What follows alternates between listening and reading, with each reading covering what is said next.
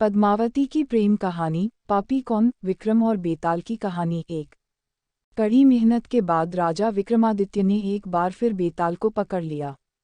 वह उसे अपने कंधे पर लादकर शमशान की ओर ले चले। रास्ते में बेताल ने राजा को एक नई कहानी शुरू की और बेताल पद्मावती की प्रेम कहानी सुनाते हुए बोला। आर्यावर्त में वाराणसी नाम की एक नगरी है, जहाँ भगवान शंकर निवास करते हैं।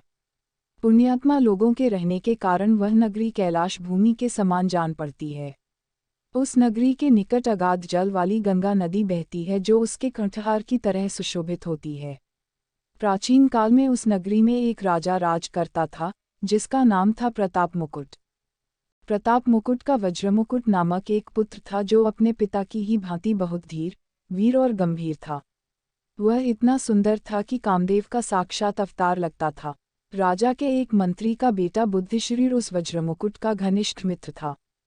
एक बार वज्रमुकुट अपने उस मित्र के साथ जंगल में शिकार खेलने गया। वहां घने जंगल के बीच उसे एक रमणीक सरोवर दिखाई दिया, जिसमें बहुत से कमल के सुंदर सुंदर पुष्प खिले हुए थे। उसी समय अपनी कुछ सखियों सहित एक राजकन्या वहां आई और सरोवर में स्नान करने लगी। राजकन्या के सुंदर रूप को देखकर वज्रमुकुट उस पर मोहित हो गया। राकुमारी को देखकर राजकुमार काफी खुश हुआ। राजकुमार और राजकुमारी दोनों एक दूसरे को देखकर मोहित हो गए, जबकि मंत्री का बेटा वहीं एक पेड़ के नीचे आराम करने लगा। राजकुमार को देखते ही राजकुमारी ने एक कमल के पत्ते को लेकर कान में लगाया, दंतपत्र से देर तक दांतों को खुरचा, एक दूसरा कमल माथे पर तथा हाथ अपने हृदय पर रखा। किंतु राजकुमार ने उस समय उसके इशारों का मतलब न समझा। उसके जाने के बाद राजकुमार काफी दुखी हुआ और अपने मित्र के पास लौटकर सारी बात बताई। राजकुमार बोला, मैं राजकुमारी के बिना नहीं रह सकता हूँ, लेकिन मुझे इस राजकुमारी के बारे में कुछ भी नहीं पता है। वह कहाँ रहती, उसका नाम क्या है? मंत्री के बेटे ने सारी बातें सुनी और राजकुमार को दिलासा देते हुए बोला, राजकुमार, आप घबराएं मत। राजकुमारी ने सब कुछ बताया है। आश्चर्यचकित होते हुए राजकुमार ने पूछा, वो कैसे? मंत्री के बेटे ने राजकुमार को बताना शुरू किया कि उसने कानों पर उत्पल कमल रखकर बताया कि वह राजा कर्णोत्पल के राज्य में रहती है। दांतों को खुरचकर यह संकेत दिया कि वह वहां के दंतवैद्य की कन्या है। अपने कान में कमल का पत्ता लगाकर उसने अपना नाम पद्मावती बताया और हृदय पर हाथ रखकर सूचित किया कि उसका हृदय तुम्हें अर्पित हो चुका है। कलिंग देश में कर्णोत्पल नाम का एक सुविख्यात राजा है। उसके दरबार में दंतवैद्य की पद्मावती नाम की एक कन्या है, जो उसे प्राणों से भी अधिक प्यारी है। दंतवैद्य उस पर अपनी जान छिड़कता है। मंत्री पुत्र ने आगे बताया, मित्र, ये सारी बातें मैंने लोगों के मुख से सुन रखी थीं, इसलिए मैंने उसके उन इशारों को समझ लिया, जिससे उसने अपने देश आदि की सूचना दी थी। मंत्री पुत्र के ऐसा कहने पर राजकुमार को बेहद संतोष हुआ। प्रिया का पता लगाने का उपाय मिल जाने के कारण वह प्रसन्न भी था। वह अपने मित्र के साथ अगले ही दिन आखेट का बहाना करके अपनी प्रिया से मिलने चल पड़ा। आधी राह में अपने घोड़े को वायुवेग से दौड़ाकर उसने अपने सैनिकों को पीछे छोड़ दिया और केवल मंत्री पुत्र के साथ कलिंग की ओर बढ़ चला। राजा कर्णोत्पल के राज्य में पहुंचकर उसने दंतवैद्य की खोज की और उसका घर देख लिया। तब राजकुमार और मंत्री पुत्र ने उसके घर के पास ही निवास करने के लिए एक वृद्ध स्त्री के मकान में प्रवेश किया। महिला को देखते ही दोनों घोड़े से उतरे और उसके पास जाकर कहा, माए, हम दोनों व्यापारी हैं, हम बहुत दूर से आए हैं। हमारा सामान अभी तक आया नहीं है, कुछ दिनों में हमारा सामान भी पहुंच जाएगा। हम दोनों को बस रहने के लिए थोड़ी सी जगह चाहिए। उनकी बातें सुनकर बुजुर्ग महिला की ममता जाग उठी। उसने कहा, बेटा, इसे अपना ही घर समझो। जब तक मन करे यहाँ रह सकते हो। इसके बाद दोनों उसके घर में रहने लगे। इसी बीच मंत्री के बेटे ने उस महिला से पूछा, आप क्या काम करती हैं माई? आपके यहाँ कौन कौन रहता है? आप कैसे अपना गुजर बसर करती हैं? इन सारे सवालों का जवाब धीरे धीरे उस महिला ने देना शुरू किया। उसने कहा, मेरा एक पुत्र है, जो राजा के यहाँ नौकरी करता है। मैं राजा की पुत्री पद्मावती की दासी थी। बूढ़ी हो गई हूँ, इसलिए घर में ही रहती हूँ।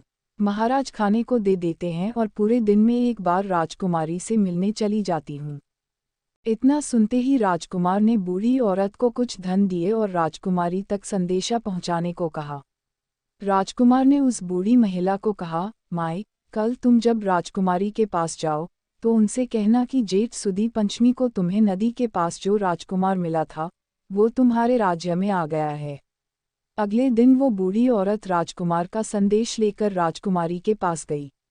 उस महिला की बात सुनते ही राजकुमारी गुस्सा हो गई। उन्होंने हाथों में चंदन लगाकर उस महिला के गाल पर तमाचा मारते हुए कहा, मेरे घर से निकल जाओ।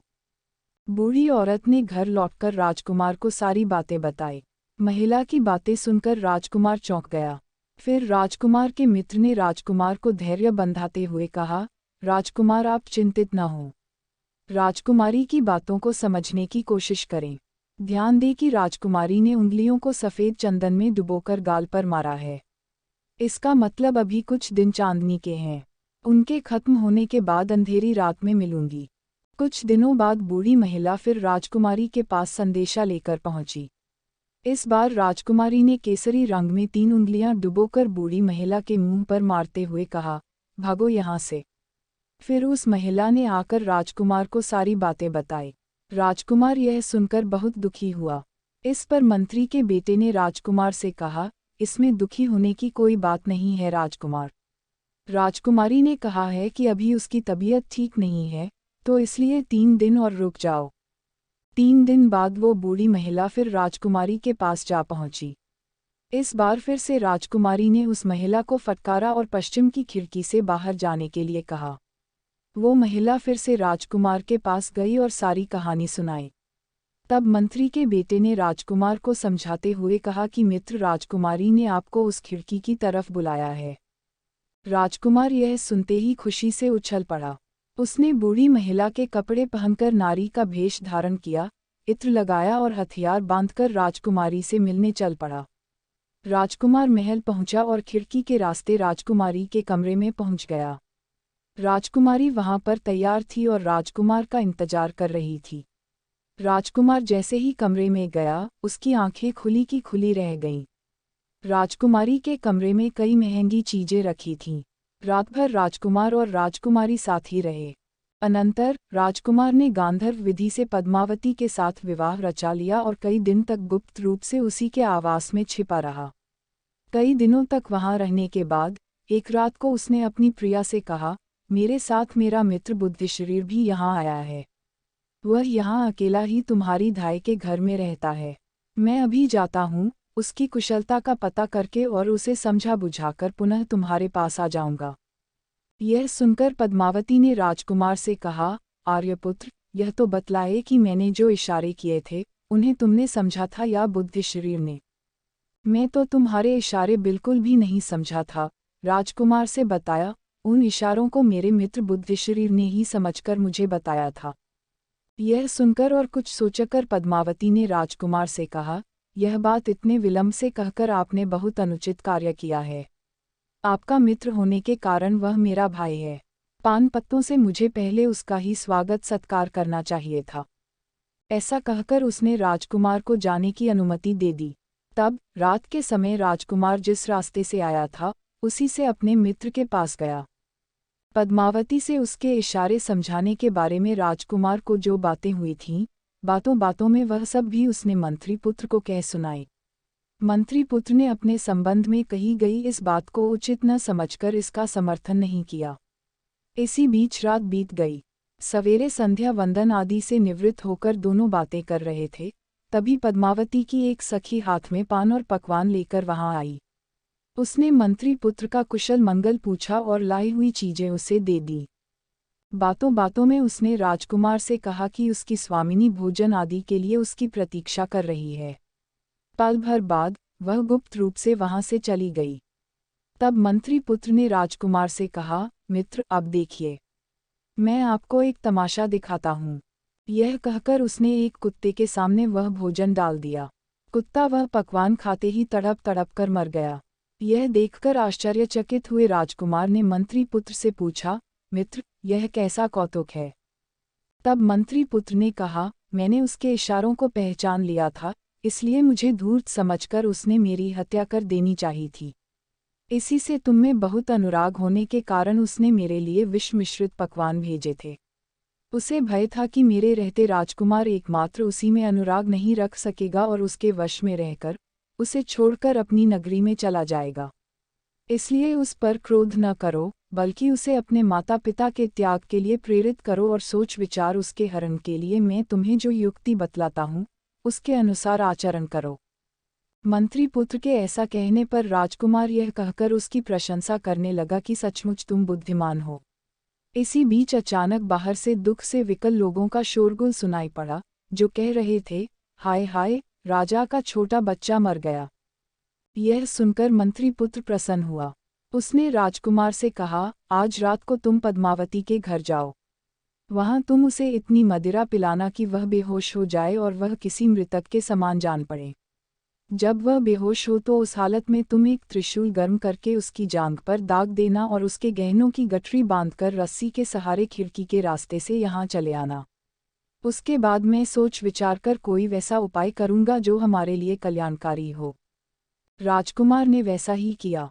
उसने पद्मावती को जी भरकर मदिरा पिलाए और जब वह बेहोश हो गई तो उसकी जांघ पर त्रिशूल से एक बड़ा सा दाग बना दिया और उसके गहनों की गठरी बनाकर अपने साथ ले आया। सवेरे शमशान में जाकर मंत्री पुत्र ने तपस्वी का रूप धारण किया और राजकुमार को अपना शिष्य बनाकर उससे कहा, अब तुम इन आभूषणों में से मोतियों का हार लेकर बाजार में बेचने के लिए जाओ, लेकिन इसका दाम इतना अधिक बताना कि इसे कोई खरीद न सके। साथ ही यह भी प्रयत्न करो कि इसे लेकर घूमते हुए तुम्हें अधिक से अधिक लोग देखें। अगर नगर रक्षक तुम्हें पकड़े तो बिना घबराए हुए तुम कहना कि मेरे गुरु ने इसे बेचने के लिए मुझे दिया है। तब राजकुमार बाजार में गया और वहां उस हार को लेकर घूमता रहा। उधर दंतवैद्य की बेटी के गहनों की चोरी की खबर पाकर नगर रक्षक उसका पता लगाने के लिए घूमते फिर रहे थे। राजकुमार को हार के साथ देखकर उन लोगों ने उसे पकड़ लिया। नगर रक्षक राजकुमार को नगरपाल के पास ले गए। उसने तपस्वी के वेश में राजकुमार को देखकर आदर सहित पूछा, भगवन, मोतियों का यह हार आपको कहाँ से मिला? पिछले दिनों दंतवैद्य की कन्या के आभूषण चोरी हो गए थे, जिनमें इस हार का भी जिक्र था। इस पर तपस्वी शिष्य बना राजकुमार बोला, इसे मेरे गुरु ने बेचने के लिए मुझे दिया है। आप उन्हीं से पूछ लीजिए। तब नगरपाल वहां आया तो तपस्वी रूपी मंत्री पुत्र ने कहा, मैं तो तपस्वी हूँ। सदा जंगलों में यहाँ वहाँ घूमता रहता हूँ। संयोग से मैं पिछली रात इस शमशान में आकर टिक गया था। यहाँ मैंने इधर उधर से आई हुई योगिनियों को देखा। उनमें से एक योगिनी राजपुत्र को ले आई और उसने उसका हृदय निकालकर भैरव को अर्पित कर दिया। मदिरा पीकर वह मायाविनी मतवाली हो गई और मुझे मुंह चिढ़ाकर मेरी उस रुद्राक्ष माला को लेने दौड़ी जिसके मिनकों के साथ मैं तप कर रहा था। जब उसने मुझे बहुत तंग किया तो मुझे उस पर क्रोध आ गया। मैंने मंत्र बल से अग्नि जलाए और उसमें त्रिशूल तपाकर उसकी जंघा पर दाग दिया। उसी समय मैंने उसके गले से यह मोतियों का हार खींच लिया था। अब मैं ठहरा तपस्वी, यह हार मेरे किसी काम का नहीं है, इसलिए मैंने अपने शिष्य को इसे बेचने के लिए भेज दिया था। यह सुनकर नगरपाल राजा के पास पहुंचा और उसने राजा से सारा वृतांत कह सुनाया। राजा ने बात सुनकर उस मोतियों के हार को पहचान दिया। पहचानने का कारण यह था कि वह हार स्वयं राजा ने ही दंतवैद्य की बेटी को उपहार स्वरूप भेंट किया था। तब राजा ने अपनी एक विश्वासपात्र वृद्धा दासी को यह जांच करने के लिए दंतवैद्य के यहाँ भेजा कि वह पद्मावती के शरीर का परीक्षण कर यह पता करे कि उसकी जांघ पर त्रिशूल का चिन्ह है या नहीं। वृद्धा दासी ने जांच करके राजा को बताया कि उसने पद्मावती की जांघ पर वैसा ही एक दाग देखा है।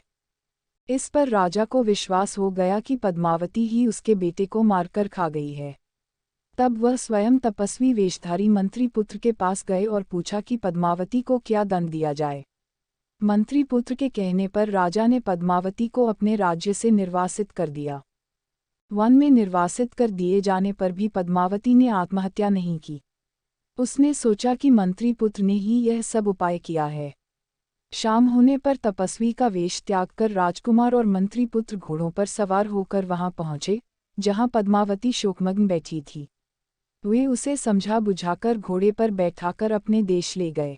वहां राजकुमार उसके साथ सुखपूर्वक रहने लगा। बेताल ने पद्मावती की प्रेम कहानी सुनाकर राजा विक्रमादित्य से पूछा, राजन, आप बुद्धिमानों में श्रेष्ठ हैं। अतः मुझे यह बताए कि यदि राजा क्रोधवश उस समय पद्मावती को नगर निर्वासन का आदेश न देकर उसे मारने का आदेश दे देता, अथवा पहचान लिए जाने पर वह राजकुमार का ही वध करवा देता, तो इन पति पत्नी के वध का पाप किसे लगता?